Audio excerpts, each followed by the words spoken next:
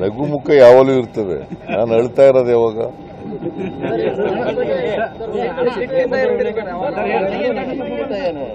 ಕಾರ್ಯಕ್ರಮದ ಬಗ್ಗೆ 20ನೇ ತಾರೀಕಿಗೆ ಜೋರು ಸಮಾವೇಶ ಮಾಡ್ತಿದ್ದೀರಿ. ಇವತ್ತು ಹೊಸಪೇಟೆಯಲ್ಲಿ ವಿಜಯನಗರ ಜಿಲ್ಲೆ ನಾವು 2 ವರ್ಷದ ಕಾರ್ಯಕ್ರಮವನ್ನು ಹಮ್ಮಿಕೊಂಡಿದ್ದೀವಿ. ಆ ಕಾರ್ಯಕ್ರಮಕ್ಕೆ ಸುಮಾರು 3 ಲಕ್ಷ ಜನ ಸೇರ್ತಾರೆ. 3 ಲಕ್ಷ ಜನ ಬರಲಿಕ್ಕೆ ವ್ಯವಸ್ಥೆ ಎಲ್ಲ ಮಾಡಿದ್ದೀವಿ. 2 ವರ್ಷ ನಮ್ಮ ಸರ್ಕಾರ ಬಂದು 20ನೇ ತಾರೀಕು ನಾನು ಎಚ್ ಕೆ ಪಾಟೀಲು ನಾವೆಲ್ಲ ಡಿ ಕೆ ಶಿವಕುಮಾರ್ ನಾವೆಲ್ಲ ಪ್ರಮಾಣ ವಚನ ಸ್ವೀಕಾರ ಮಾಡೋದು ಜನರು. ಅದು ಆಗಿ 2 ವರ್ಷ ಆಗ್ತಾ ಇದೆ.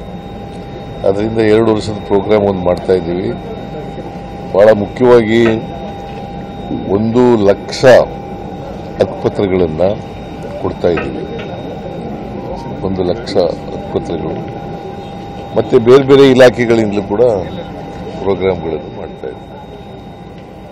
ಸೊ ಒಟ್ಟಾರೆಯಾಗಿ 2 ವರ್ಷದ ಸಾಧನೆಗಳನ್ನು ಜನರ ಮುಂದೆ ನಾವು 2 ವರ್ಷದಲ್ಲಿ ಏನು ಮಾಡಿದ್ದೀವಿ ಆ ಸಾಧನೆಗಳನ್ನೆಲ್ಲ ಜನರ ಮುಂದೆ ಇಡ್ತಕ್ಕಂಥ ಪ್ರಯತ್ನವನ್ನು